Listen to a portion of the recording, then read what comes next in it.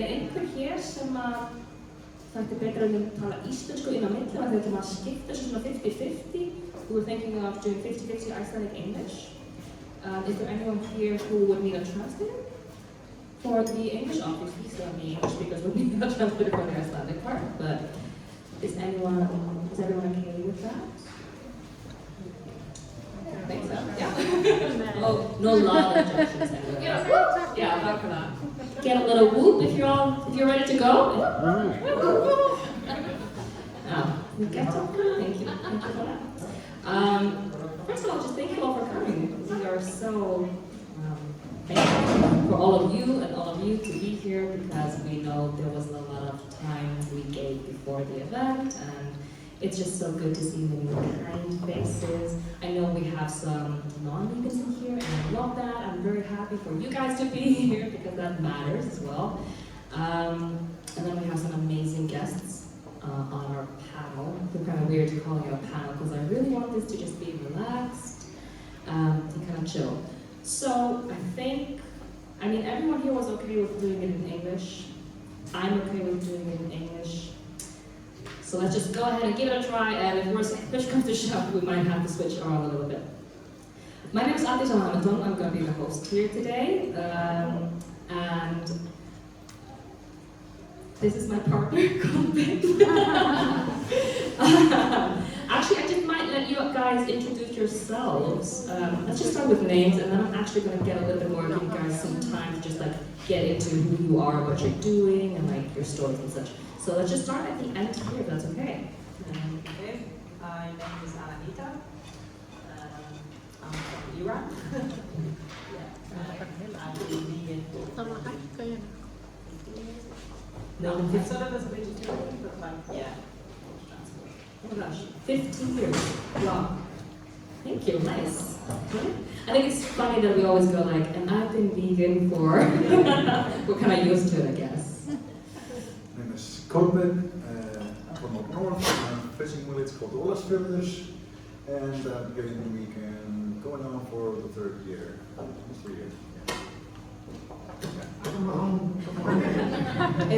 name is Hjördís. Should I say how long I've been vegan for? Please, go ahead. All of a sudden I felt it was really forced and we were doing it. No, I can ask you if you want. How long have you been vegan, Hjördís? A little bit over 9 years. Woo! Yeah. Hjördís and I are actually best friends, and she went vegan way ahead of me, so she's kind of like my little idol. My name is Aldís. I've been vegan for 3.5-4 years. I'm Regn, and I've been vegan for almost 9 years. Hi, I'm Klara, and I'm from Hafnarfjörður. Yes, amazing. And I have been vegan coming up 7 years now. I think I lied a little bit last year because I counted wrong. So I think this is my 7th year. Yeah. Wow. Because we know that it's easy, especially for you OG ones. It has not been easy for you guys. I just know that. Thank you all. I did want to do a little shout out to Cax for allowing us to be in this beautiful room, and they've been really helpful. Just if anyone doesn't know, they have an offer at the bar for us, so all the beers are vegan, they have vegan wines, they have vegan pizzas, and the beers are 1,000 kroner, 1,200 for the wines, and 1,900 for the pizzas, and they bring them in here for us, which is very nice of them. And then we, the Vegan Icelandic Society, did I say it right? Yeah, we are selling some new t-shirts that Regn here actually made for us. The logo, which is the 3 wise men, vegan wise men. They say hvers, vegna, ekki, which is kind of a twist on hvers, vegna, ekki, meaning why not, or why vegan not, kind of, I guess, a bit hard to translate. They're for sale here. We have both children's sizes and adult sizes, so do check those out. All right, let's start. If we just begin with you, Anahita. Yeah. What do you do? How did you come to Iceland? Because I kind of want to go with not just, oh, we have a vegan pizza coming up. Yeah.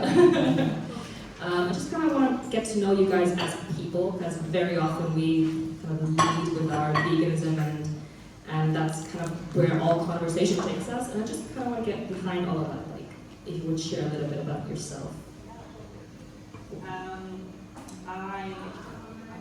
Yes, it's really hard to make it short. Can anyone hear us? Yeah, can you hear me? Yeah. Yeah, better. Better, Yeah, yeah. okay. So, yeah, I had a burnout from fashion industry a few years ago, and I just started to travel, and I saw with my own eyes how climate change has affected the world. And I ended up just becoming an activist. You know, I've been doing art for a long time. I studied physics, I studied design, I studied art, and I really consider myself an artist, but all of my art was also going at the same time to activism. I was working on a project with Sami people, the last indigenous people of Europe, we could say, just to maybe find harmony that we lost with nature. And yeah, at the same time, my friend Micah was working on a documentary, and we decided to, why not work on a film? And maybe I tell you a little bit of the story that when we were working on a film, as Micah is a documentary filmmaker, so he's very good at filming, just filming and changing the world with filming. I, being an activist, I couldn't just film and be indifferent, so I ended up jumping in the water trying to save a fish from a net, and I almost died for it. Micah saved me, and it was a Pizza, sorry. Yeah. Oh. Nice. Sorry, Annie. Go ahead. And I think it turned into a very interesting turn that you can't save the world animal by animal, person by person, and somehow we came here to just film about what was happening about whaling, but we ended up starting a campaign to put an end to it, because we already know that almost nobody that we talk to, I mean, except for Lofson that we talk to, nobody else wants this to happen. So why not just gather all the forces and put an end to it? We thought it's going to take a few months, but we're here for more than a year now. You guys are behind the ban whaling in Iceland petition, correct? Yeah. Which is huge, has gained hundreds of thousands of signatures. I think 600,000. I mean, that's wild, so just thank you. And it's really good to just see the people behind it, because, you know, it's also, as you say, you had burnout from the fashion industry, there's also activism burnout, and I can imagine this has not been easy for you guys, so Yeah, just but, good job. yeah, but like there's been so much hope, so much support from Icelandic people, and I think that's the fuel that just keeps us going harder and harder. So we're facing another challenge that we'll love some try to push the minister out, and that might end up in 5 more years of permit. So whoever that has a voice and they can use it, it's the right time. Yeah. Thank you. Yeah, thank you. I'm very glad you guys wound up in Iceland. Sorry, what was the question? Who are you? Who the fuck are you? I'm an actor and painter, writer, artist. Yeah. You come from a small fishing village in Ólafsfjörður, and how has that been for you to become vegan? Because I'm trying to pretend like I don't know everything about you. I mean, if I were just hearing this for the first time, I'd think, an old fishing village. Oh, is there a lot of vegans in Ólafsfjörður? No, as you can imagine, I think there's none. And I mean, it's a really closed off like society. They blew like tunnels through the mountain in 1990, but until then it was like really closed off the surrounding towns. And that, of course, affects the perspective of people and how open you are, taking in influences from other cultures. So I was raised in a fishing village where like 99% of males, when they finished like what's it called, 10th grade, like the minimum Icelandic school program, they would turn to being fishermen.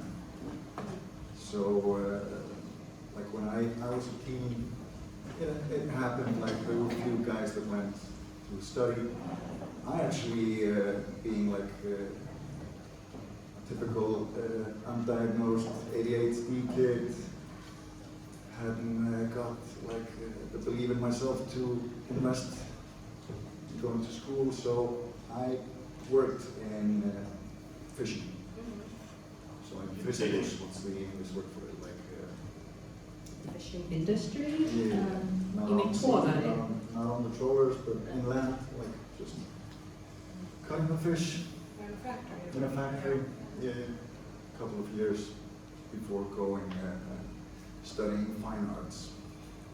Then moving to Reykjavik, working at a kindergarten, and working on my portfolio for fine arts, and then I, long story short, went into acting program. I'm an actor. So talking about my journey into veganism, We're gonna get into that. I just want to get the the background first, and then I want to get into all your stories. So, my name is Hjördís, who I also know nothing about. Go ahead. Is it on? Yeah, don't wait. Mine was out battery.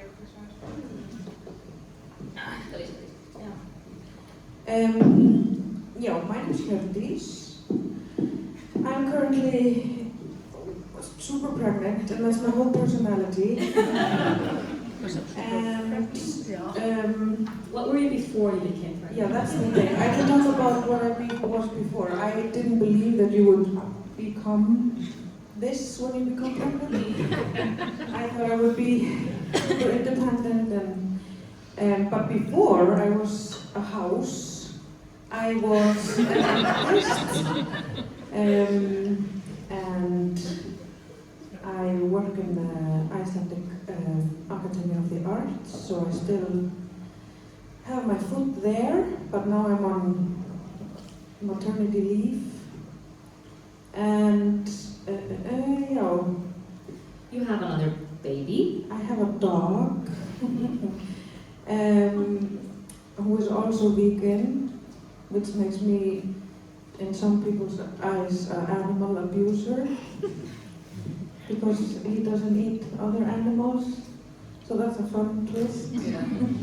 Really good for like party conversation. I think you lose a bit of IQ when you're pregnant. I didn't know that. So don't remember my past. I'm fully vegan, and my sister is, and my partner is, and there's no going back. And I'm like deep down a very like hardcore like vegan person, but at the moment I might seem a bit like passive, but that's just the moment thing. So I can be both, so that's also fun. You can also just be vegan and never talk about it if that's what you want, because that's what I'm doing now. Well, thank you for talking about it here. I love talking about it, I just need to Absolutely. That's also why I really wanted you here, because I know that a lot of vegan pregnant people get a lot of kind of stupid questions and comments, and I just wanted, I don't know, like maybe there's someone here who is nervous about that, or is, has kind of knows someone who is vegan and pregnant and is worried about them or whatever. I just also wanted people to kind of, you can talk to me about this. Yeah, we don't need to be worried at all. You can chill. Yeah, it's totally fine. Nice. Regn. If you would tell us about Yes, yourself. like my background, right? Yeah. Okay. So to start with, I'm also from Hafnarfjörður. Shout out to Hafnarfjörður. I love Hafnarfjörður. It's a good town.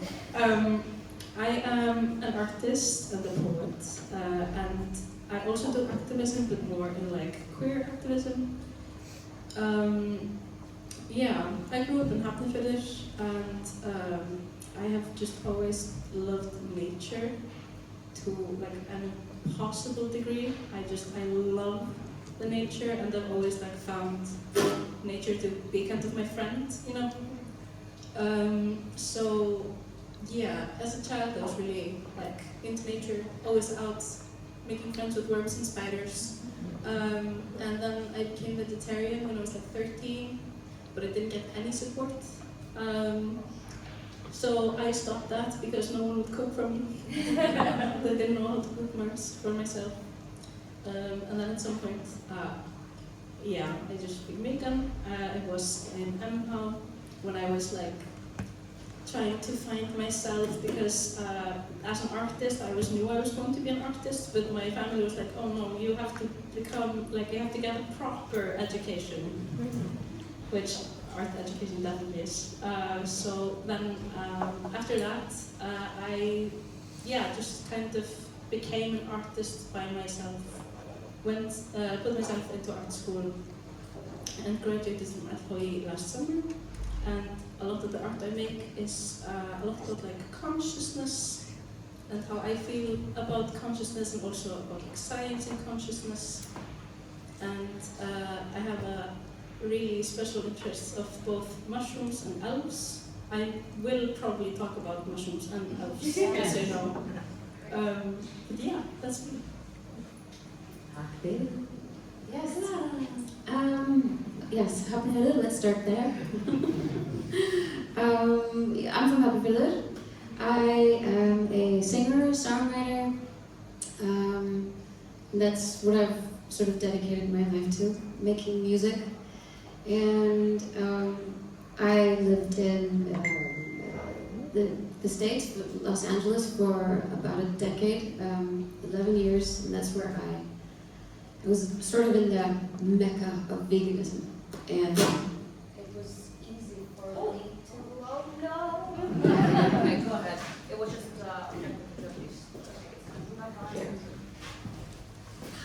so I guess there it was easy to sort of switch over to being vegan.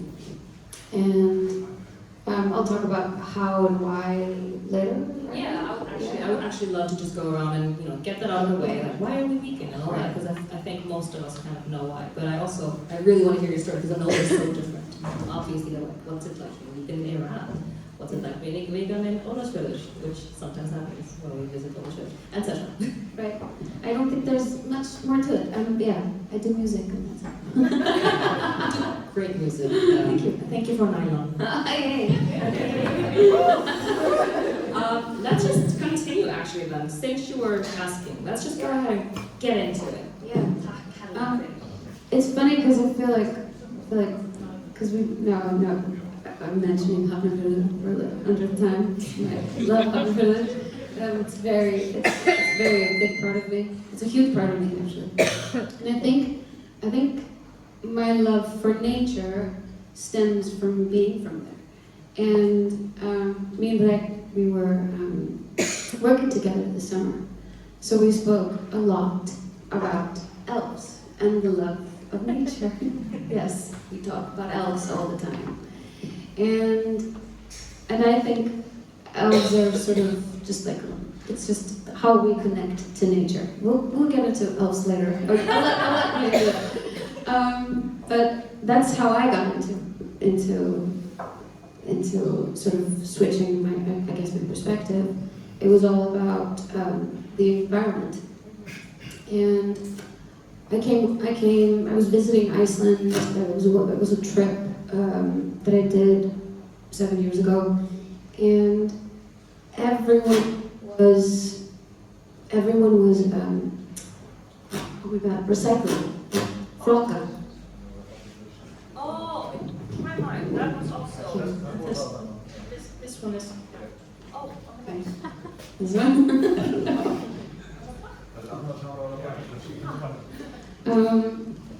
Where was I? Yes, recycling. And it started there. There was like this kind of idea of like, what the hell am I doing? I'm not doing anything. Because back then, we didn't even have two, recycling dumpsters. We just had one in my building. And it was just this tiny little thing where I started to feel very useless. And I went down this kind of rabbit hole, I guess, of looking at documentaries and seeing, trying to realize, trying to figure out what it is that I can do. What can I do? Is there any? Do I have any power? Do I have any say? And it started there. And I think it's funny because now when I look back, I don't know, because it's now for me, it's so much for the animals. Now it's like that's my biggest burning passion in this. Is this annoying? It's because that guy. Is it that guy? Should I just stand up? Come closer. Yeah. Maybe we can move that guy around a little bit. That might. Let's see. Let's try it. Okay, yeah. And that was a spark for me. That's what started my journey. And I think pretty quickly when you do make the change, it starts to become about so much more than just this one thing. Whether you do it for ethical reasons, for the environmental reasons, or some people go into it for the health reasons. Whatever it is, I think it eventually, and I think at least for me and for a lot of people around me, it eventually comes down to reducing the suffering. Yeah. And my journey, I had to come at it from that. I had to come at it from there. And now it's just a part of me and who I am and part of my life. And I think my heart beats for this a little bit as much as it does for music. I think there's something you said that it's the way you get into it. I think for a lot of people they start with like this one thing where they cut up, pork or they cut up chicken and whatever. And I feel like as soon as you open that door, it's kind of hard to not just continue to go through it, and that is also why a lot of people don't dare open the door. Right. So very often at times I feel like I don't want to say how do we get people to, but it's like obviously we all really want to reduce suffering, so it's kind of like how do we get people to just open the first door and then let themselves kind of. I think because we've become so what's the word? Desensitized. Yeah, desensitized. And I think because I do remember, and it's I'm like I'm ashamed to say it, but at the same time, that's just the reality of it. I remember feeling because I have one of my closest friends is vegan, and I remember feeling this resentment towards her when she became fully vegan, because I felt like, what are you doing? This is ridiculous. I really had these negative feelings. This is years and years ago. But still, I remember that, and I think it's because we've become so desensitized. And like you're saying, the minute we open that door, we have to admit to ourselves that maybe what we've been doing isn't right, But I don't want to say that and make anyone feel ashamed, because like at the same time we have to. For a lot of people these are small steps, and it's okay to take small steps, and I think it's okay to go to take this, go through it gently. Be gentle on yourself, because it is all about minimizing suffering. So however we get there, just as long as we get there. Exactly. Thank you. We're just going to go backwards. Yeah, I went a little bit into my 13-year-old. Let's do so there's the lighter here. I can also be like this. Hello. I went into my 13-year-old vegetarian phase, and that was because there was actually this person who came into my school in 8th grade, because there was this environment theme week.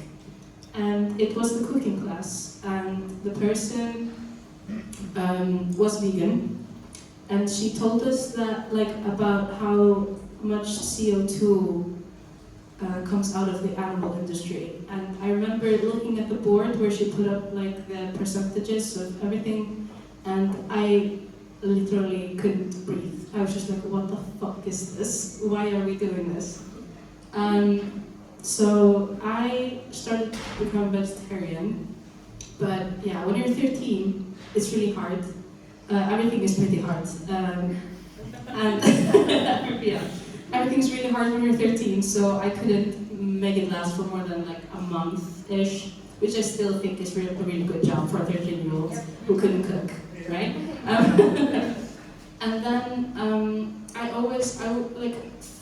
the spark was definitely the environment, but I'm also, I literally love animals so much that I cry when I see like cute videos of cows, like, it's crazy.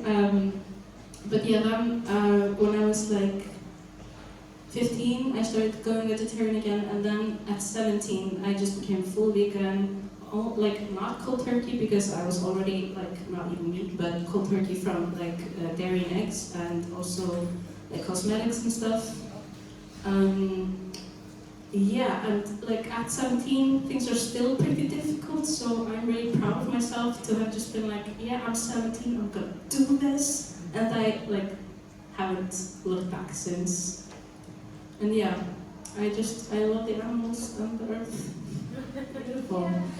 I think it's very important what you're saying, and that you're proud of yourself, because I feel like we really need to just sometimes be the ones who are proud of us, because for very many people there's not a lot of support, as you say, and then we are kind of our own supporters. So, like my family is extremely supportive now. Just to say, like no diss on my family. No, these were different times.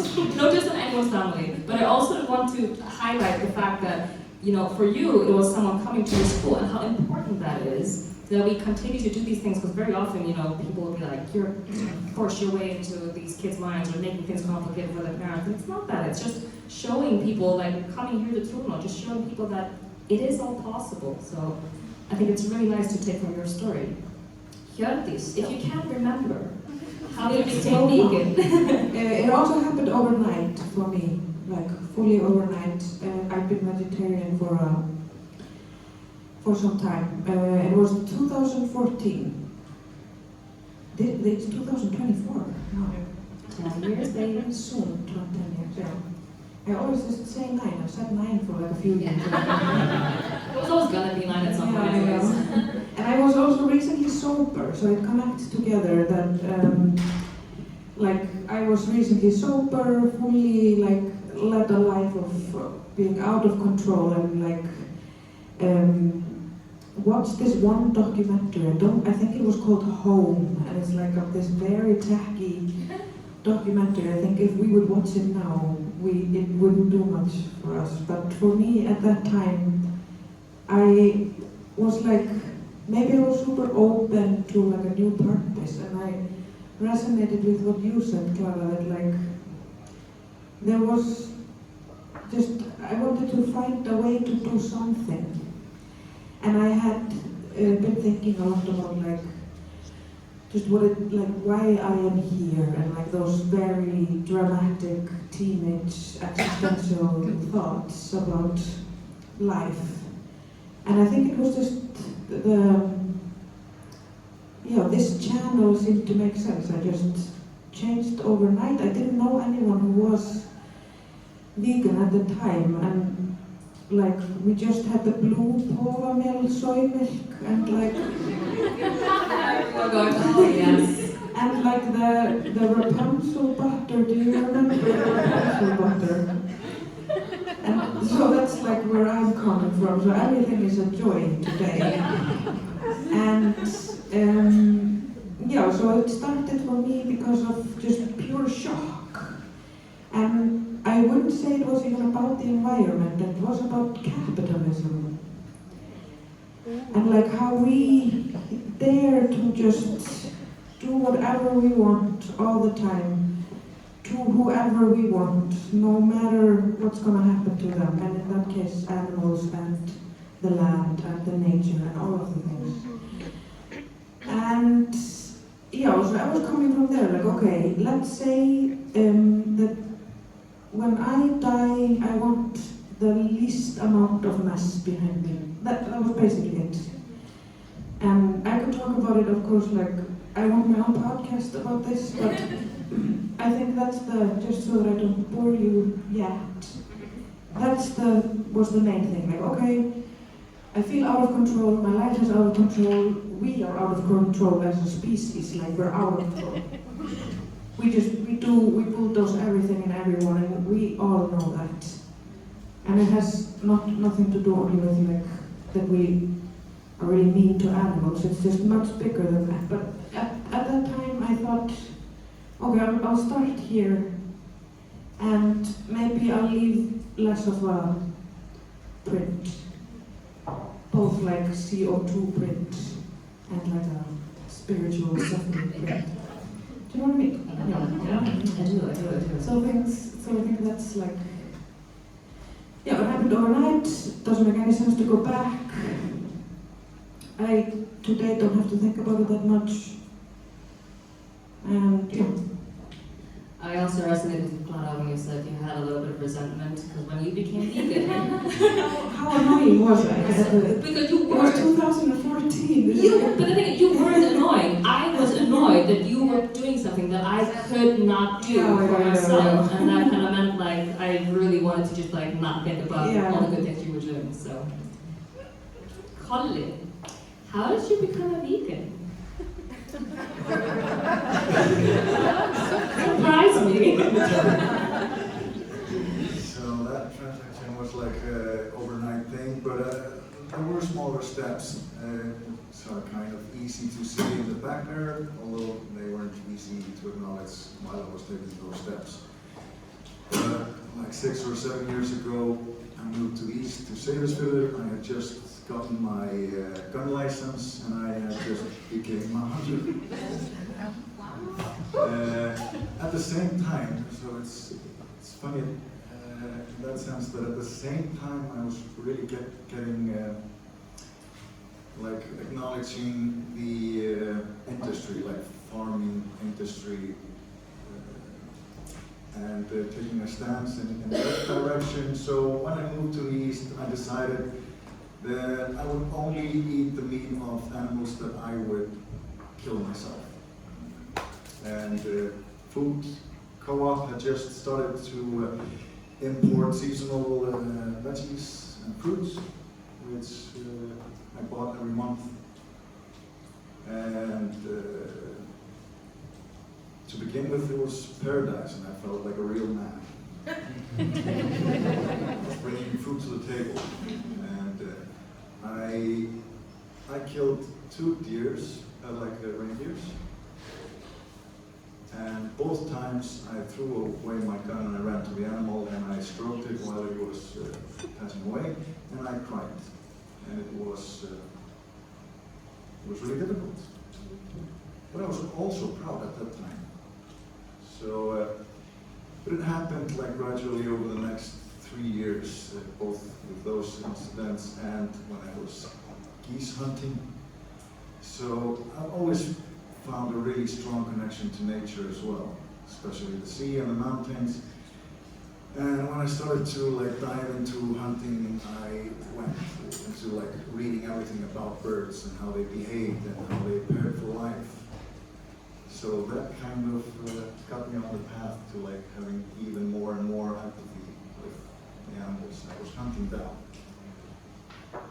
And I just remember one month when I was going late at night to hunting geese, and I was thinking about when they were flying over, it was a beautiful evening, like, and I had been watching like GPS, like geese that came from Scotland to Iceland, and just thinking about animals that prepare for life, coming to Iceland to have few offsprings, and you kill them for like 2 small sticks on the plate.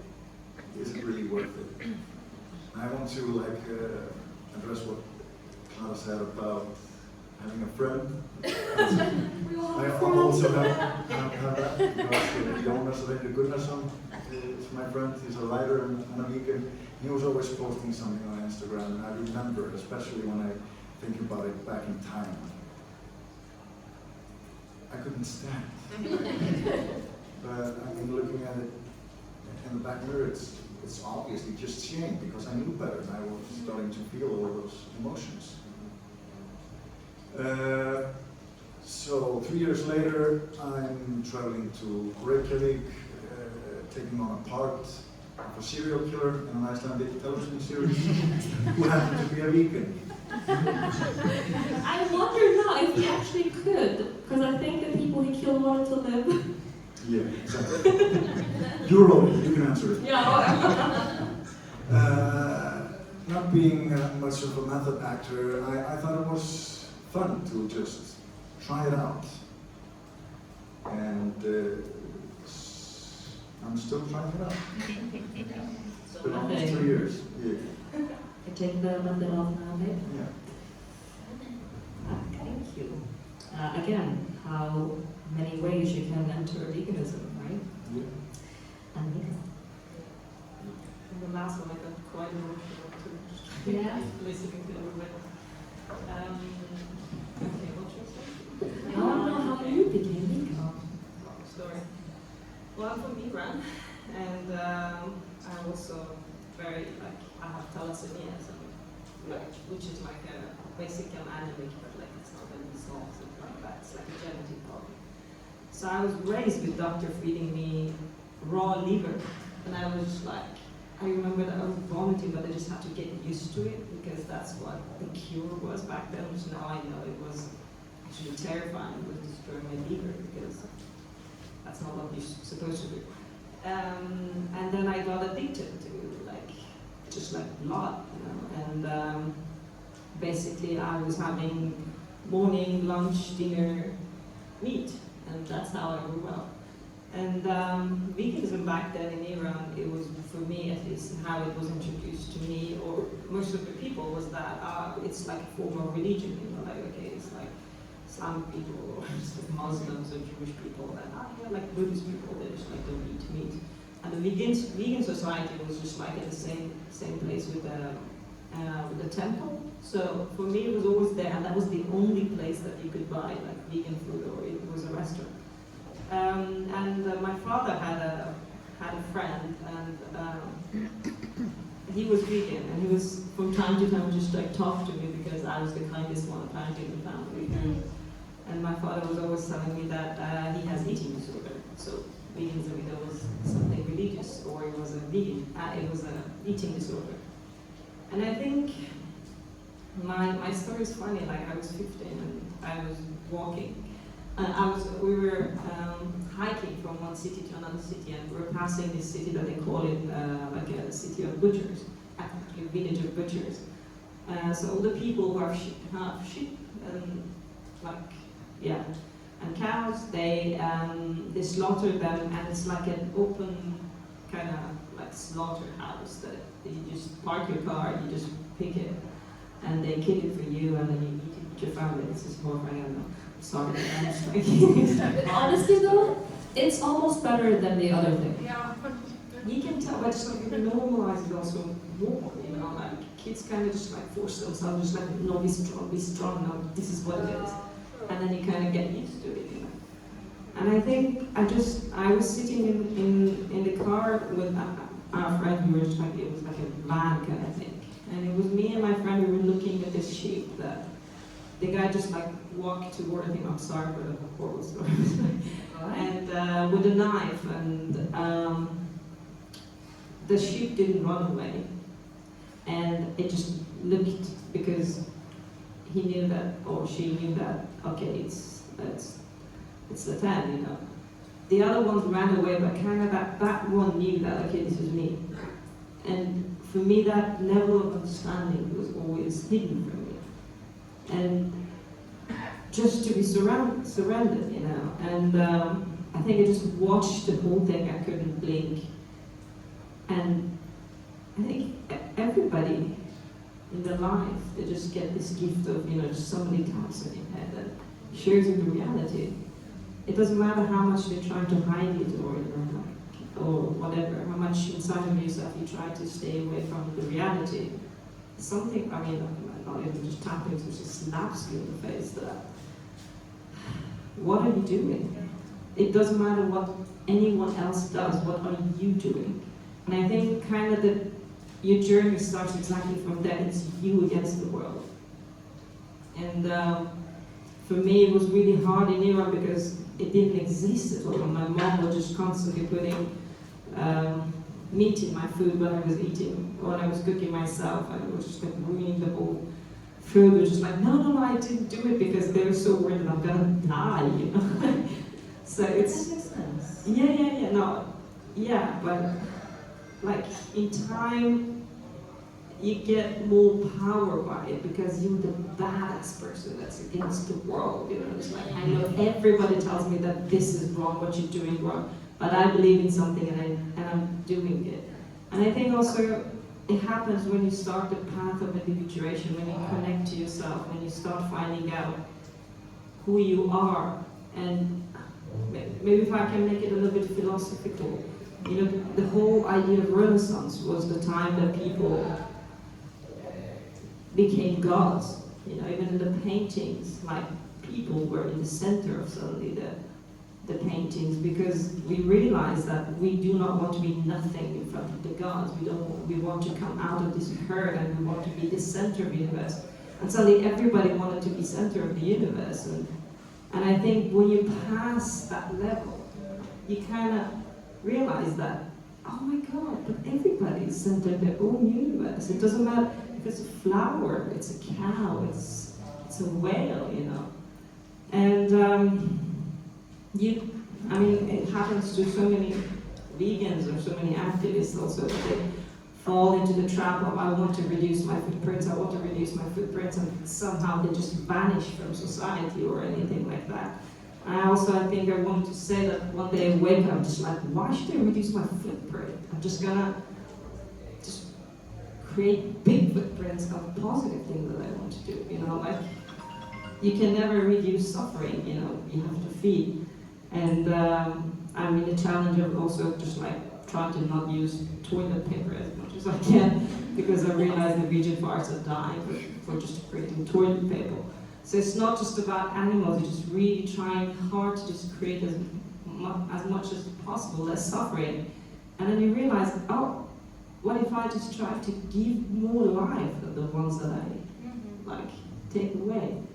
And so then I think that defines, if you allow yourself to just go inside of yourself and explore all of these feelings that are real and let them set inside of you. If you want to cry, if you want to scream, if you want to hate yourself, if you want to hate your friends for being vegan, just allow yourself to go through all of that.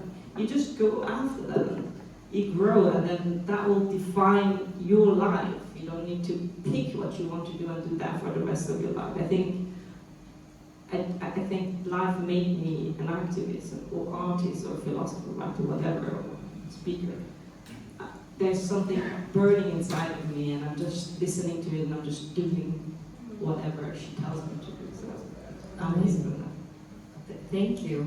I really have a question that I know everyone was gonna want to ask, but first, there is a pizza waiting at the counter for an owner. Was anyone here waiting on a vegan pizza? Well, if no one's waiting, there's a pizza on the corner. I know there's a doctor in the house, and I really I think everyone has gotten a question regarding iron, because you said you were anemic. Yeah, it wasn't actually, it's not like iron deficiency, it's like my blood cells cannot carry Oxygen. Yeah, iron. Okay, so they just drop it. And now I know that if I take a lot of iron, it's just gonna actually, it's not gonna be absorbed by my body, and it's just gonna go directly to my liver and my brain, which is actually really dangerous. So. Yeah. So if I may ask, now that you've been vegan for 15 years, I've been vegetarian for 15 years. I had a relapse for 1 year because I had a trauma and I didn't want to feel anything, you know. But I came back and I'm back again. and how do you feel? Oh, amazing. Yeah, exactly. I feel like that is the thing, like people always kind of feel like, oh yeah, a lot of us have been talking about that there's this wave of going not, like un-vegan or something going on, and people go like, oh yeah, there was a lot of, I wasn't feeling like energized or healthy enough or blah blah blah. And a lot of times I think, I'm not gonna say, I'm not a doctor, but also I'm not a doctor, so I mean, I don't know. I don't know what your problem was, but very often I feel like perhaps it was something else, like as well, or just that, you know. But let's see. I have some notes here. I think, can I add to this? Because I feel like every single time I get sick, people are quick to want to put it on. Do you feel this as well? So yeah. So like, I feel like I'm getting a flu, or I'm getting cough or something, or whatever, and a lot of people around me all of a sudden turn into doctors or nutritionists. And I'm like, wow, maybe you should eat some meat, you know, you should have egg, or you know, it's like, what the hell? Yeah. There are viruses going around, you know, every day. So I also think, sorry, I shouldn't be talking this much, but I really want to say this one thing, is that as we've all discussed, being vegan for many of us has been hard at times. Like, it's hard when you're not supported. It's hard when your friends are vegan and you feel like you can't take that step or whatever. So when we get sick, and that's also what I do empathize with people who do get sick, because it's very hard, as you just said. It's hard to hold on to this hard thing that you're doing, especially when you feel sick as well. So sometimes also I need to remind myself to be empathetic towards others, because sometimes I get very frustrated. Like, really? Like, really? To stop being vegan because of this? And I also think like it's very important to remember that everyone's on their own path and everyone's going through their own stuff, and then just hoping people, you know, come back and for us to then wholly accept them. It was also that at one point I just realized that, okay, just let's imagine that I am sick and I need blood. Let's imagine. Why another person or another creature has to die because I am sick, you know? That doesn't make any sense, you know? Like, I have to figure that out by myself. Please, guys, I also want to say, you guys go ahead. If you want to chime in, just because I know only 3 of us have mics. If you want to chime in, also, please. We're keeping it here, so we'll grab it. Yeah, and on that note, if anyone here in the room wants to chime in as well, we have a puppy in the back. Oh goodness, hello. We have 2 puppies in the back. Hi. Thank you for coming. If anyone here wants to chime in, this is Trúnó. Yeah, so we, you know, it's very informal and just, like, please go ahead if anyone wants to just like go ahead, do it. I want to say one thing about because I think I'm the last standing vegan in my circle. Well, I was also the friend that everyone was annoyed by, because I was the first and I'm kind of the last. But I think the thing is, for a lot of my friends I've noticed, is the perfectionism. Like, if they, like, I've talked about this before. I think I mentioned it in my Veganúar story. And like, even if you make a mistake, and even if the mistake was kind of intentional, you can always go back. And it's like, it doesn't have to mean that you're not vegan if you like have something, you know. It like, people do make mistakes. And I think that's a lot of the time. I feel like that's with like my circles is that people aren't allowing themselves to make the mistakes. They just think they have failed completely if they make a mistake, even if it is intentional, you know. So yeah, that's what I think personally. Because it's not all or nothing, I feel like as long as you're doing your absolute best, you're still vegan. Yeah. I also think that probably everyone here has their own kind of, definition of being a vegan. So I was listening to the Trúnó from 2 years ago, which was amazing, and all of this is going to go online, and all of this has already been online, so if you want to know get to know more people, check that out. But they were talking about that, you know, there are kind of, I don't really want to say stages of being vegan, but there are definitely like some people, the way they define veganism is like overall, just like they throw out all their stuff because they just can't imagine wearing it, and that's amazing. And then there are others who, I mean, I will say for Kolbeinn and I, for example, we still have some of our stuff that is leather and is, maybe there's some lactic acid or something. If that's vegan, but like the milk protein in the hair product, something old we have, we will still use that and then never buy it again, because I also feel like for us, veganism is also less consumerism, less capitalism. Like, there's so many ways, and then someone else could go and be like, yeah, but that's not vegan. I think it's very important for all of us to remember that, as you say, it's not about being perfect, it's about kind of, being true to yourself and honest with yourself.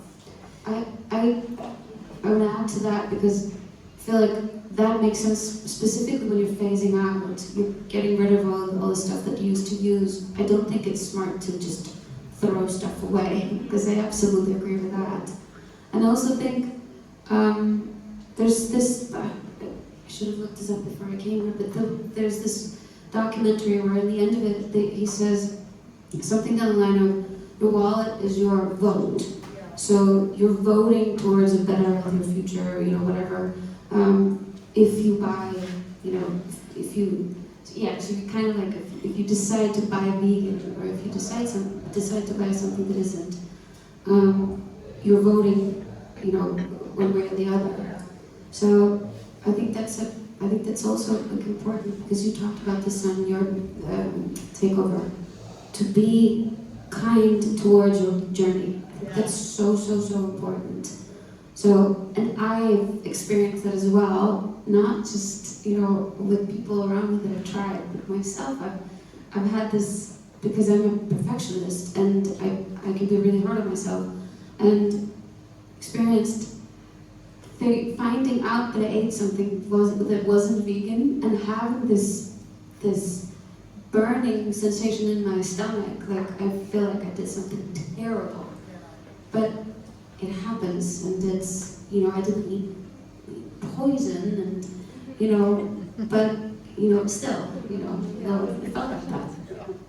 I don't know where I was going with that, but yeah, that was my thought. I really like that we've just kind of like started, grabbing the ball from each other, and I also want to, because you guys don't have mics, if you want to chime in, please, Hjördís, I know you will. So kind of on that note, I really want to ask, how do you guys feel, because I think it's very important for those that perhaps are not vegan, if anyone here is listening, the people that are vegan around you, they're not trying to be, mean towards you or disrespectful towards you, or trying to, they're not fanatics in any way. Because it's actually can be quite painful to be vegan in a non-vegan world, and there's a lot of anxiety, and there's a lot of sadness. And I just want to ask, like, how do you guys feel just in your daily lives? Do you have good days or bad days, and does it affect you, or like, have you come to that place where you're just like, I don't really think about it anymore? Like, how? And when you feel bad, what do you do? Sorry, so who wants to grab the ball on this one? I think I can. So when I became vegan when I was 17, I was really hormonal and really a real teenager. So I was like extremely angry at everyone. I was just like, I took all of my teenage angst into veganism, and I think because I love people, and it was a really hard time for me to be so angry at everyone, but wanting to be nice to everyone. So I kind of took all of my rage out in my bedroom with my journal, and then when I was around people, I would just start talking about veganism with everyone. And I think I kind of managed to not be insufferable, because a lot of my friends tried to be vegan, or at least always made accommodations for me as a vegan. But I think now, after 9 almost years, I don't really think about it anymore. I will take the conversation with people, but I am a lot more gentle with people. I want to lure them in with honey instead of vinegar. The vegan honey? Yeah, exactly. Yeah, I don't really think about this. Okay, I do. Veganism is a huge part of my life, and but after this many years, it kind of just fades not into the background, but it's just something you're so used to. It's like having a new tattoo. It starts to just become there, and it's not that I'm not passionate about it anymore. I still am, but I feel like I'm a lot more relaxed about it. So yeah, the bad days do happen and I will cry a lot. Because I get angry a lot sometimes. My teen angst is still here.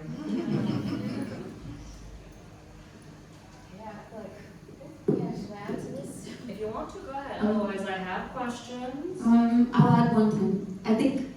I think my hardest or the trickiest part these days is when it's people that I care about, and because I'm constantly trying to avoid conflict. I don't want to fight or argue,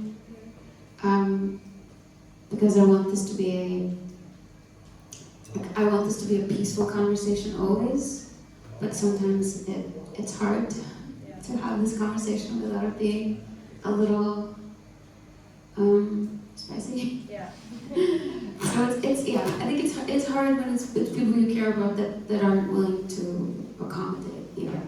That's the tricky part. But I don't want to. I'm very grateful. I have very wonderful people around me. But at the same time, it does happen, and that's the hard part. And what do you guys do when you feel bad? Because this doesn't have to relate to veganism. I just want to know, how do you self-regulate in this difficult world? I was going to say the same. I don't. But I also I don't really like people. I think that's the issue. So I don't have any hopes for people. And that's very freeing, but that's also something that I cannot allow myself to do, because my friend reminded me the other day that I am that privileged that I can just not care anymore, and so that's also not good. So I'm trying to care more, but I think you lose a hope, and you kind of I was also angry at the beginning and thought why did nobody tell us about this, and how can this be how we run this company that we all are living in, and felt super betrayed. And so I think you do disassociate also in the other direction, because I live in an echo chamber, and and I really do, and we maybe can't. I can't just allow myself to not care anymore. But I think sometimes you end up just not self-regulating, not thinking what it is that you can do to maybe bring also more positive things into the world or whatever. But I think you just need to have empathy exactly for everyone, but that's really hard when so many people suck. So it's really difficult. But but maybe it's maybe we are just old people who have been vegan too long. Because Aldís asked me if I wanted to be on the panel, and I'm I don't have any ambition. I don't wish for anything. I'm not driven anymore. I just don't. I'm it's super easy to be vegan. It's not a big deal, and everyone is making it sound like it's super dramatic. It's super easy, and I'm just so over it. So eating that picture. This is also why I wanted you here, because you have sorry, I'm bringing it down, but Because I feel at this point you are, because we all have heard the joke, how do you know someone's a vegan? I'll tell you, you are the opposite of that. Yeah. Honest to God, the opposite of that. Yeah. And I also just wanted people to kind of know that you can just go about living your life, have your vegan dog, have your vegan partner, and your vegan baby. Yeah, and your vegan life, and it's fine. It's absolutely fine. This whole thing with vegans, you've seen the memes, right? That vegans are super the last person in the room and all that. I think it's because when someone knows there's a vegan in the room, there is somewhere in your gut, there is something screaming at you, God damn and I have to ask them, like, I have to talk about this, you know. So it's usually the person, I'm usually the last person to talk about it. And they get defensive before. Yes. Like, sitting They kind there. of ask me something and then like, why? Yeah. Like before I'm even like answering. Yeah.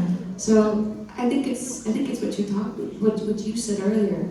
It's that tiny little maybe feeling of guilt, you know. I think it's totally people feel guilty, and project that onto you that you are a preacher.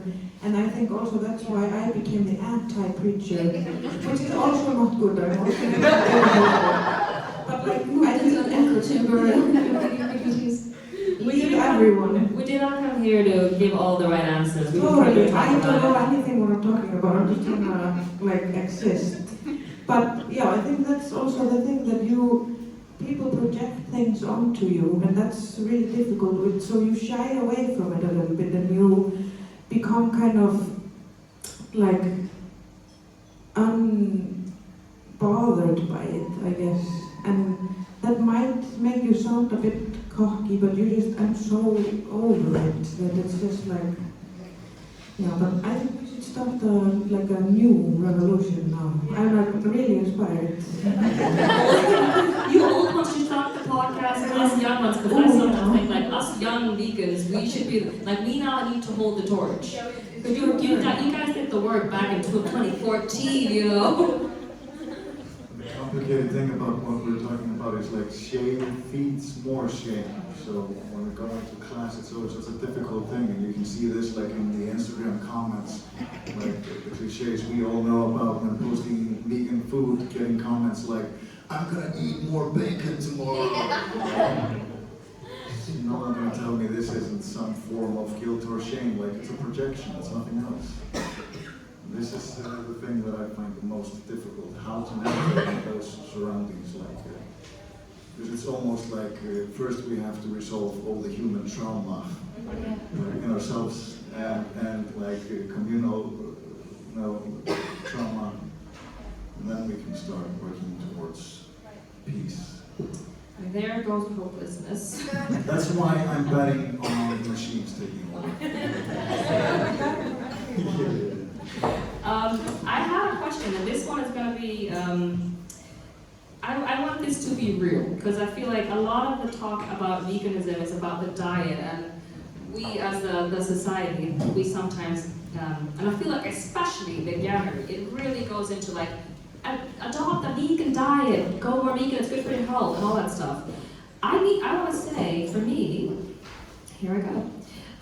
For me, being vegan didn't really make me healthier. I can't say, I don't know what my blood work was before. My blood work is fine now, but it didn't solve all my problems, and I feel like sometimes that is why people go back. But I think it's very important to remember, as we were talking about, that being vegan is not about the diet. So I just want to hear from you guys, because I think, but it's very encouraging when you hear someone being vegan and feeling better. Like you just said, Anahita, you feel great as vegan, and before you were forced to eat bloody liver, which is wild. Can I ask, have you guys all felt much better after becoming vegan? Has it changed nothing for you, or has it had any negative effects? None negative effects whatsoever, and I changed overnight, and I never felt anything wrong. So I felt really good. But what really pisses me off is when people go like into the discussion, like media is talking about how much like processed, how processed, and how bad it is for you. Like that's not the point. I mean, it's about less suffering. Yeah. I mean, that really pisses me off. Like, I think sometimes I feel better, sometimes I feel worse because I eat really bad, you know? And that's the reason. I mean, I can never blame veganism. Sometimes me, like, not having enough nutrition in my body. But I think in general I feel lighter. I think everybody that goes, and there was for the period that I was vegetarian, I had to just like consume more dairy products, which almost gave me breast cancer, to be honest. So like the amount of hormones and that. So like when I went vegan, suddenly everything went away. So honestly, I feel better, but like if I eat better vegan food, I will feel better. Let it be known that yes, you can be a very unhealthy vegan. A lot of people feel like that's impossible, and we all heard the things that we all only eat carrot food or like rabbit food. But we can have pasta every single day as a vegan. There's actually one huge thing that I felt. I was supposed to start treating for hay fever. It was really bad in my case. I was like sick for 3 months. The summertime was really bad for me. So that's the biggest change. So I didn't have to go to have like shots every couple of weeks for a couple of years or something, because that almost disappeared. And a doctor told you not to go. Yeah. Yeah. Doctor's advice. I did go to a doctor a year after I had become vegan, actually. So I did the whole, I want to make sure that this makes sense. I'm doing, this is right for my body, because I did feel, for me it was a lot. It had a lot to do with energy. Like and I think about that a lot. Like how I eat, how do I preserve my energy, not just my physical energy, but my mental energy. For me, this was a lot. It changed a lot. I feel like I have a clearer mind. That may also be because of my conscience. It's a lot louder. But my blood work came out fantastic. I mean, I haven't been in a while now, but that was 11 months in having switched. So this is a long time now. But there was a change there. I was living in America at the time. There you could just go to a doctor, just order blood work if you have a good insurance, which is ridiculous. But so I had done that a year before, and I did it again, and I didn't tell my doctor.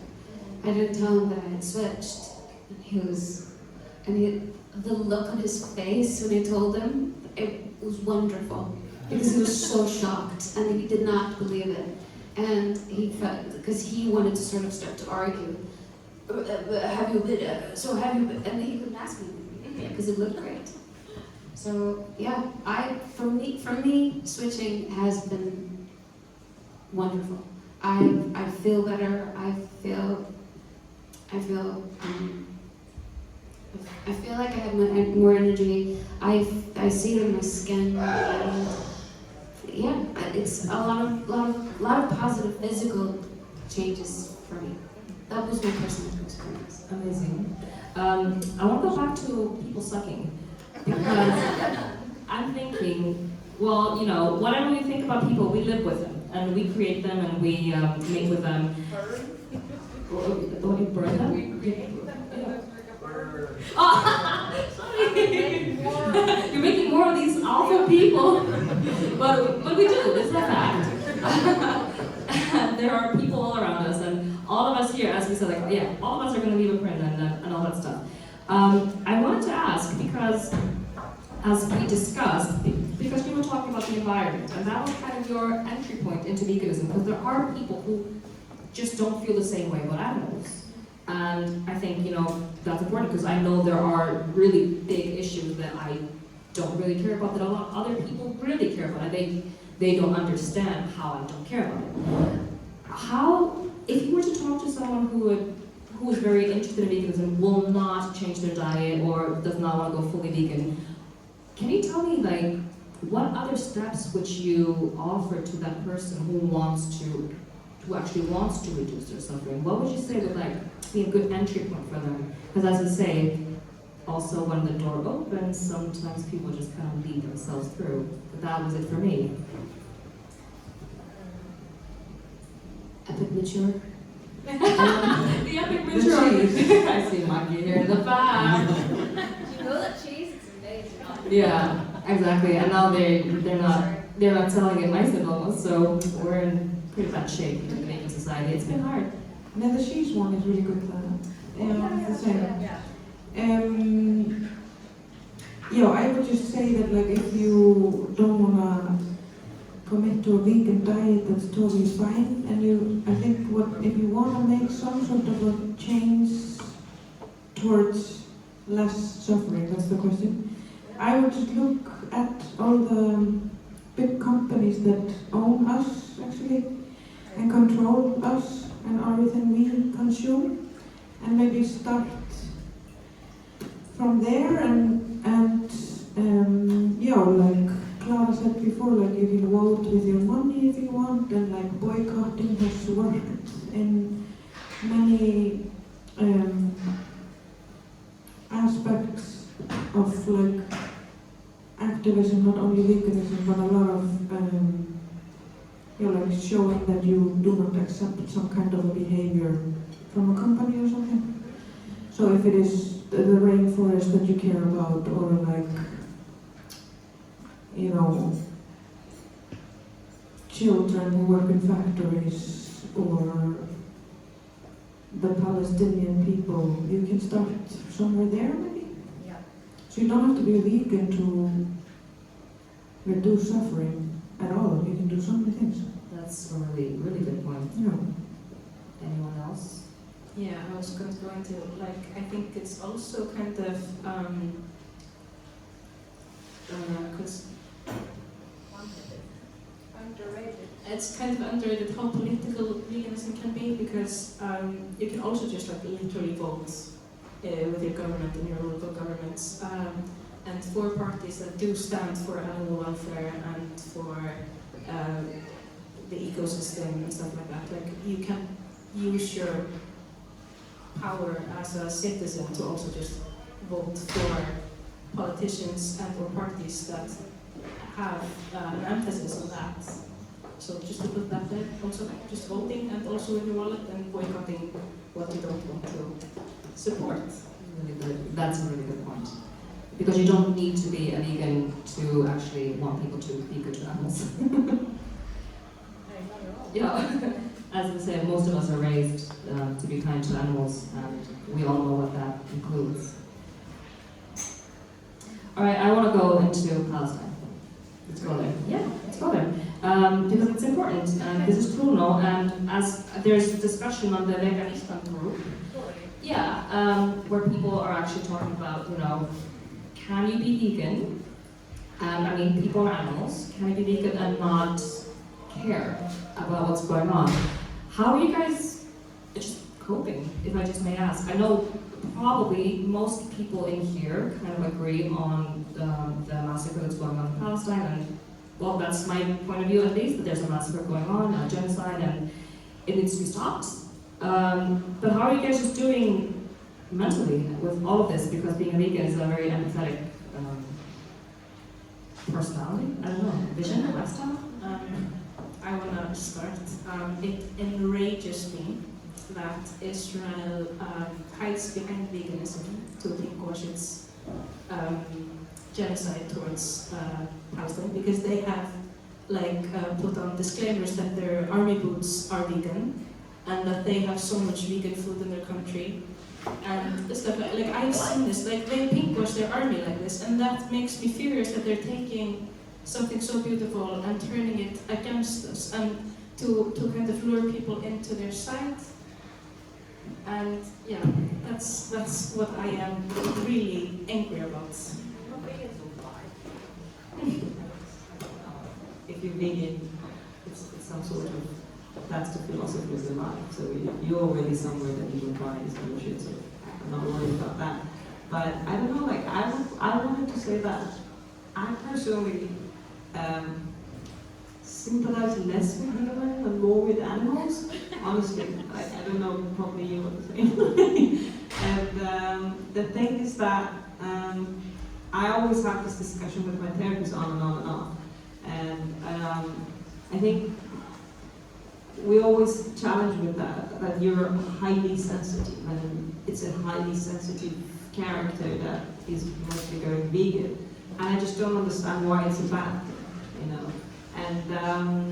And he keeps telling me that because he grew up with knowing so many suffering going on in the world, and you really need to create this thick wall that protects you from all of that reality, because it's not just animals, it's Palestine, of course, it's wars that's happening, it's climate change, and we were talking with Andres Neyer yesterday, and I was asking him, how do you create this wall? And he says, like, yeah, I had to survive, I had to create this wall, and sometimes I wonder if that wall actually is a good thing or it's a bad thing.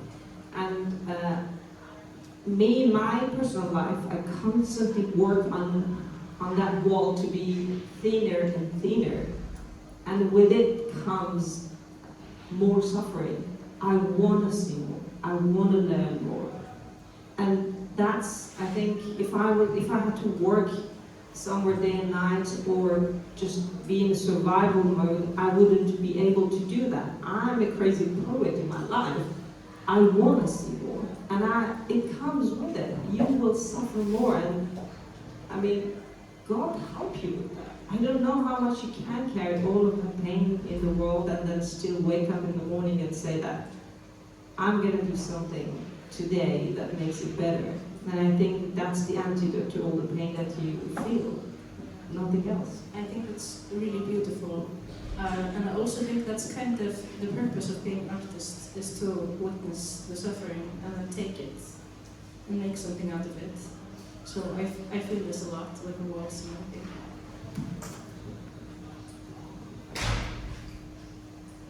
I think it's devastating, and helplessness is the biggest feeling. I mean, you put something on the internet and you still feel really hopeless.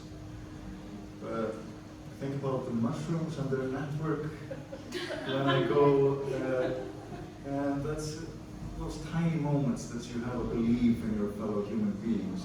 It's when you show up during a protest. So that's like the only thing. I mean, apart from if it's going to do anything, it makes you feel just a little bit better because you're surrounded with people that have the same empathy. Trying to do the right thing, and they're doing it together. So you have to have that childless belief in your heart that this is like a network and you can maybe reach more and more people, and that can have some sort of impact. I feel like there are three things here that really stood out to me. Obviously, starting with the pink washing, you said I haven't heard it before. Always learning something new.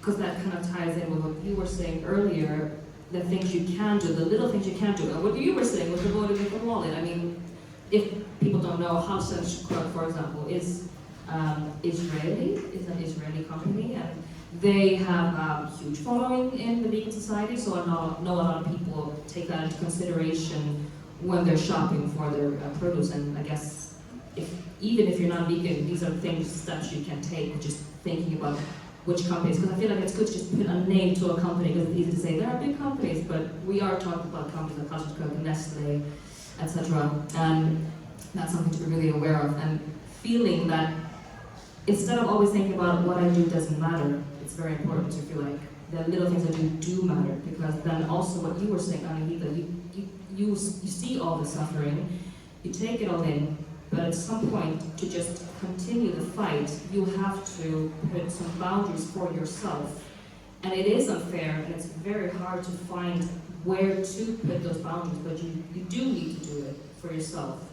But it's also very beautiful, as you say, that you also decide to take some of that suffering in and use that as fuel for yourself. And that is very important and very brave. And I think both of those things you said, to say that, you know, I put a wall up, but I also let things through, and both of those things are very brave. And then what you said, Klara, is also very important. It's the thing where, because I feel like with the protests, very often I feel I'm just so sad about the whole thing, and I feel like nothing's changing. Why even go to the protest? Nothing's going to work. But you can also view it from your point of view, where it's like, I'm also doing it for me, because that also makes me feel like I'm doing something right, and that helps me fuel my own fire to continue fighting. And I guess that's also kind of what we do with these little events, even though it's always the same people showing up, or it's always the vegans or whatever. It is just coming and feeling like the little things I'm doing, even if it's just connecting with other people, that does matter. I mean, no, the animals are not going to feel what we did here today, but at least we do, and that's going to help us go into the world, back into the world again. I think that's totally like valid what you said, that we can't also let, because I've been the negative Nelly in here, that we also, I think when we live a super privileged life, we can owe it to other people or animals to not give up. And the friend who was telling me that, like, when I was like, nothing matters, people suck, and I go into this like darkness, and she was saying like, but like you being in Iceland and being like a nihilist and like having Scandinavian pain is just so not it. And it's just like super like, and she like totally just disowned me and was like, this is I'm like, this is not cool. And so she like fully spotted me and was like, if they are asking us not to give up, so who are you to give up? Just because you think this is hopeless, that's just like not on you. And I think that was a really good thing to hear, and like, because you asked how we're coping, and I don't think we're coping, and we shouldn't be coping, we're just like continuing, and like, yeah, I feel like the protests also, yeah, they connect us, and there's just this saying about like, we aren't really free until everyone else is. And I think that can give you like a lot of power to just be like, I can't give up just because I am like defeated, or I feel that the suffering is too much for me. And like, it's just not my place. Yeah, I also want to add in, like with the suffering, and this can also be transferred into like vegan activism. Yeah. It's like we are not meant to suffer alone at all. Totally. We should definitely witness the suffering and feel for the people suffering and let the self suffer, but not in solitude. Like, it makes everything so much easier to have someone to suffer with. And like, we're literally not suffering. No, we are, but it is painful to witness it. And we should not be alone in that, because that breeds hopelessness, that breeds apathy, and we need to not be apathetic right now. I think that's a very, very good strong point, actually, yeah. The activism fatigue we all fear. So if I may ask for something positive, how because now I'm thinking everyone's going like, damn, they're so right, I should be doing more, but I'm just very tired. How has your activism helped you see the good in life? Has it helped? Yeah? Anahita, I'll go. I have a philosophy teacher that I absolutely love. It's crazy, and I have these amazing discussions with him. And he always tells me that you have to be careful not to lose the path, and you have to ask yourself, who are you waking up for? Are you waking up for a sense of responsibility, or are you waking up to take a leap of faith? And I think that's the boundary. Sometimes I feel so much pain that I wake up in the morning and I fight because I feel I'm responsible for all this suffering that's happening in the world. And that's where you actually burn out. You have to wake up with the sense of, I am taking a leap of faith that what I am doing is going to eventually make this world a better place and lessen the suffering. The drive should be the love that is dragging you, the motivation, and not the pressure and monstrosity that pushes you from back. And I think it changed totally the perspective of life for me, like in all my relationships and works and my art. Wow, thank you. Yeah, that's beautiful and powerful. That was it. Yeah. Thank you. I actually think we're going to bring it to a close soon. Apparently, I know there is a question that needs to be asked at every one of these, which is related to activism. What is your favorite fast food? I don't know, let's go for it. What is your favorite fast food? From one thing to a very different thing. And before we go, do you want to say anything else about everything else we've discussed? I just want to thank you guys. You guys, the society, for putting this together and being, because this is all and stuff, right? Yeah, it's all volunteer work. Phenomenal. Thank you for doing it. Thank you, Martha. Yeah, great. Thank you for putting this together. This is great. Thank you to all of you. Did anyone from the room want to say anything? Yes! Oh goodness, we have a question. Want to grab this one? It's not a question, but I just want to say, I was in the board of the Society of the Vegans, and my main interest has always been like interacting with the politicians and the system, and I am really proud of what we managed to do there, because I live in Kópavogur, and we managed to get them to have kindergartens and the school offering a vegan meal for kids. Yeah. And actually, this has really changed my life, because now I have 2 kids. One is already in the kindergarten, and one will be this year, and it changes every day for me, because else I would need to cook for them every day. So, you know, you can really see changes happening around you. That was, yeah, I wanted to say that. Thank you. Thank you for sharing that. And you guys are responsible for the brochure, right? You posted that, I think, on the story. That was amazing. The pregnancy brochure. Oh yeah, you did Yeah, that. I posted that. Yeah. Now you are legally allowed to be a vegan pregnant person. We also did like this. Yeah, that's great. That's so nice for me. My midwife just passed me a pamphlet and didn't say anything, so that's also great. You can now, like, you are allowed. So now everyone who wants to get pregnant should get pregnant. Create more vegans. Yes. Yeah. So that was also what, like, is something tangible that has been done, which is really great. Yes, absolutely. Ooh, I Klara. have a question. Yeah. Do you want me to come or can I sit? I think everyone can hear, right? Yeah. Okay. My name is Klara, and Kolbeinn actually is my brother, and I realized I never asked him this question before, since you became like vegan as an adult, and you have 2 daughters. Like, how did they respond to this? Because kids are really picky when it comes to food. Really good question. So they live like in the eastern Seyðisfjörður, and then they live with us in Reykjavík. So they have a vegan home, and then they have a non-vegan home. But so we don't really pressure them, but our home is completely vegan, and that has never been an issue. So we were just really lucky. And now, like a couple years later, almost 3 years later, they're just super like interested. They ask about everything, and I can hear they're also doing that in their school and in their home in the East. So that has been a nice surprise, and I think that's like the way that it's the best way, both with kids and adults. Instead of pressuring them, just showing them gently the way. Maybe I will borrow your book.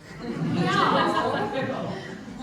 Exactly. If I were to say anything, because when college kids came into my life, I was already vegan, so I was very nervous, because obviously being a step-parent is, I'm not going to be setting rules, but we didn't really have to, because I think what we worry about the most is what every single parent worries about, which is like, is the child eating enough? Is it eating enough protein? Is it getting a... Kids will just eat pasta and bread, and they'll be fine. It doesn't really matter if you're vegan or not. And you pop in a little bit of protein through, like, you make a little smoothie and, you know, protein powder in there or whatever. And the kids are great. The kids are great. So it has been very easy, actually. Yeah. I'm very excited to see what's going to happen once they get older. I think that's it. I think that's a pretty good way to end it. We still have, like, we actually have this room till 11, and I thought it would just be nice if people just wanted to chill, get a drink, chat, leave, whatever, just leave a little bit of time for that. So, anyone else? Buy a t-shirt. Buy t-shirts. Yeah, I was going to say that again. So the t-shirts are over there, and you can see them hanging. You can see them on me. They look super cute, and as we said, this is all volunteer work. So everything you do goes just directly into the society vegan board. We don't take anything for ourselves, so it's all greatly appreciated. It all goes into a great cause. Thank you so much for giving the time and this beautiful energy and being here with us tonight. And happy veganuary.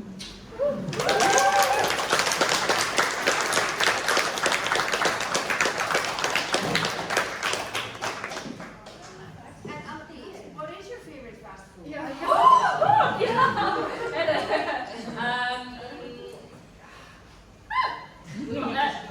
Mine has always been beer with French fries, so I. Perfect. The OG, basically, vegan fast food. For French fries. Yeah, and beer. Kolbeinn? It depends. I mean, when I'm traveling, well, I can say when we're traveling, the first thing we do is like Google all the restaurants, and so that's the most interesting thing to do when we're abroad, to discover new vegan fast food. But Exploring whole cities. I guess I have to say just a nice burger, like a junkyard. Yeah. I'm thinking like, I don't know, like fast food, like a place. But I would like chain food. Because I'm looking at Axel, he's the one who set this rule. Yeah, what's the rule? It's always been just like a snack or a fast food dish. If there's like this thing that you get at hypothetically Subway, or like I love to buy this frozen pizza or something. A nice snack that you can I mean, French fries is like the greatest thing on earth. And I have in the past shamefully eaten KFC many times. The vegan version. Yeah. I am boycotting it for a while now until but I mean, I have to be honest. Yeah. Be honest, this is Trúnó. Yeah. This is basically all of us just in a tiny bathroom. Yeah. Talking. What's it right? I love a good falafel pasta. That's healthy. I just no, because it's kind of really it's deep fried. Yeah, I'm joking. Mine is so much worse. I love a crunchy vegetable. I love the lettuce. It's just so good. Where's the best falafel actually now? I think chickpea. Yeah. Oh my So god. good. Yeah, smothered in hummus. Yeah. You have to add for extra. Yeah,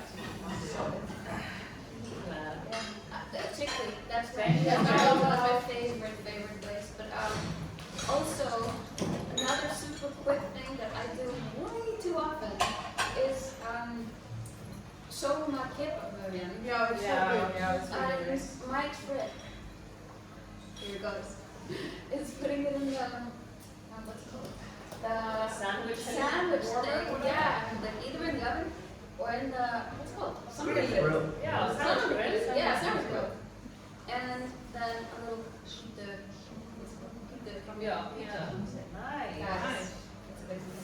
See, you had to come here to get this. Oh, are we still recording?